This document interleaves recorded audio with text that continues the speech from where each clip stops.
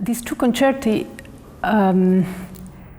bring me to a space where I can explore two different sides of what I love very much about in life, which is poetry and painting. I think Schumann was a poet and Mendelssohn was a painter. And they both have this kind of approach towards their compositions. A poet is someone who is always seeking inside of himself, and Schumann does that a lot. Even though this concerto might have been thought as a piece to show off, because he never composed for the piano and orchestra. Someone suggested that he should compose something for piano and orchestra. So maybe the objective was to arrive to the big public.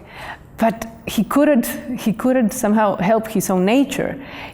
So he somehow came back to himself inside, the inner soul that he always was keen of exploring. And so this is what the poet does. He dreams a perfect world, an ideal world that doesn't exist and he cannot reach. And this is something that attracts me about Schumann a lot. And he's not afraid of showing fragility and showing weaknesses, which is something not very popular in the modern world we live. But I think quite important as a lesson to learn from Schumann, not to be afraid of showing your own weaknesses. And Mendelssohn has another approach, I think a bit more of an observer. He's always elegant, he's always the chevalier in his horse with elegancy and noblesse. And this is something that, I can see all over Mendelssohn's music.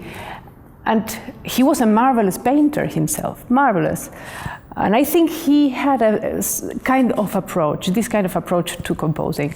So he described scenes or landscapes. And in this particular piece, he wants everyone to be smiling in a way. And I love playing this piece. It's really a celebration of life.